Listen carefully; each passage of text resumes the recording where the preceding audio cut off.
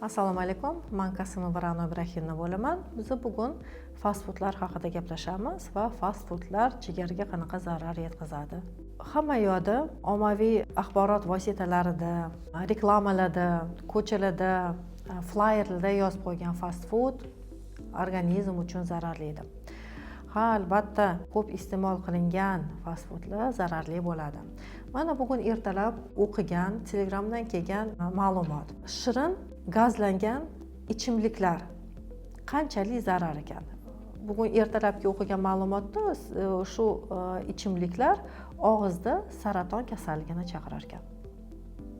U olimlar tomonidan o'rganilgan, tadqiqotlar o'tkazilgan va shunaqa xulosaga kelingan. Oldin aytishardi, shirin ichimliklar, ya'ni gazlangan ichimliklar bu jigarga zararli. Jigarga emas, birinchi o'rinda og'iz bo'shlig'iga tushadi bu ichimlik va og'iz bo'shlig'ida hattoki saratonni ham chaqirishi mumkin. Nima og'iz orqali biz qabul qiladigan bo'lsak, hammasi birinchi bo'lib qizil o'ngach, oshqozon, 12 barmoqli ichak va ingichka ichakka tushadi. Ingichka ichakdan ovqatlar qonga so'riladi va hamma so'rilgan moddalar, foydali moddalar, zararli moddalar, dorilar, boshqa yot moddalar hammasi jigarga oqib boradi. Har bitta a'zoyimizga bitta tomir arteriya kelib vena bo'lib chiqib ketsa, jigarga ikkita tomir keladi. Bittasi arteriya, u 15-20% qon olib keladi, kislorod bilan to'yingan qon. Ikkinchi tomir vena porta deymiz. Bemorimiz o'ziga borganda, albatta o'zida vena portani o'lchab aytadi, voy kattalashgan ekan yoki kattalashmagan deb. Vena porta kattalashgan har bitta bemorimiz biladi, bu yomon ko'rsatkich. Shu vena porta orqali, o'sha tomir orqali hamma yegan ovqatlarimiz qon bilan jigarga boradi va jigarda o'sha moddalar metabolizmga uchraydi, ya'ni parchalanadi. O'sha parchalangan moddalardan boshqa moddalar sintez bo'ladi, gormon sintez bo'ladi, glikogen sintez bo'ladi, albumin sintez bo'ladi va yeyotgan ovqatlarimizda zarar moddalar ko'proq bo'lsa, jigar hujayrasi o'sha zarar moddani zararlashtirish kerak. Ya'ni u shunaqa fermentni ishlab chiqaradiki, u ferment parchalab tashlash kerak yot moddalarni. Jigarda u fermentlar ko'p bo'ladi va jigar kompensatsiya bilan ishlayotgan davrda hech qanaqa belgi bermaydi. Jigar hujayrasi o'sha zarar moddani parchalaydi, lekin uni ham resursi kamayib ketadi. Ya'ni uni sintez, o'sha zararlantiradigan fermentda sintez bo'lishi kamayib ketgan natijasida yod moddalar jigar hujayrasini o'zini parchalashni boshlaydi. Undan keyin jigar hujayrasining ichida yallig'lanish paydo bo'lgandan keyin shu hujayra shishadi, ya'ni jigar kattalashadi. Qonda ALT ferment oshadi.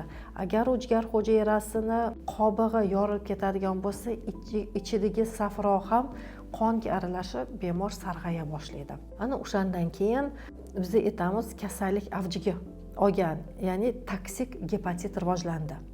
Toksik gepatit degani viruslar yo'q. Bu yoki dori vositasi hisobida yoki zarar moddalar hisobiga jigar hujayrasi parchalandi degani. Fast foodlarda nimalar ko'p? Fast foodda yashirin shakar ko'p. Souslarda, ketchuplarda shakar ko'p bo'ladi. Agar bemorda qandli diabet bo'lsa, bu qondagi qand miqdorini oshirib yuboradi. Agar bemor sog'lom bo'lsa, lekin ko'p fast foodni qabul qiladigan bo'lsa, uni yillar mobaynida semizlik va qandli diabet rivojlanishi mumkin. Yana souslarida, kotletlarida, hattoki nonida ham konservant saqlanishi mumkin ekan. Konservant bilamiz, bu ovqatni buzilmaslikni ta'minlab beradi va fast foodni tarkibidagi masalliqlarni buzilmasligini oldini oladi. Lekin u moddalar ham o'zi zararli hisoblanadi, hattoki saraton ham chaqirishi mumkin. Bu degani umuman fast food iste'mol qilmaylar degani emas.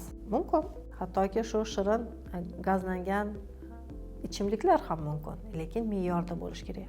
Bu har kuni emas, haftada bir marta, balki bir oyda 2 marta deb o'ylayman. Yana qovurilgan kartoshka. Kartoshka free deyishadi. U kartoshkani hattoki yosh bolalarga ham berishadi.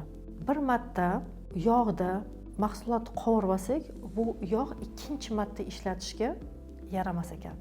Ikkinchi marta o'sha yog'da narsa qovurilsa, bu saraton kelib chiqadigan moddalar paydo bo'lar ekan va shu tayyorlangan ovqatlarning tarkibida o'sha moddalar ko'payib ketadi va bu juda ham xavfli hisoblanadi. Uyda tayyorlangan qovurilgan kartoshkani bir marta yog'da pishirib olamiz, keyin u yog'i bu qaytadan ishlatmaymiz. Lekin ko'chada fast food ishlatiladigan fast foodda yog'lar qayta o'sha yog'da o'sha mahsulotda zahar moddalar ko'payib ketadi. Va u narsani har kuni iste'mol qilsak, bu yomon holatlarga olib kelishi mumkin, saraton chaqirishi mumkin. Shuning uchun jigarimizni saqlab qolish uchun, jigar yaxshi ishlashi uchun foydali mahsulotlar yeyish kerak. Tabiiy, uyda tayyorlangan, ko'p qovurilmagan, vitamin va minerallarga boy mahsulotlar iste'mol qilish kerak. Rahmat.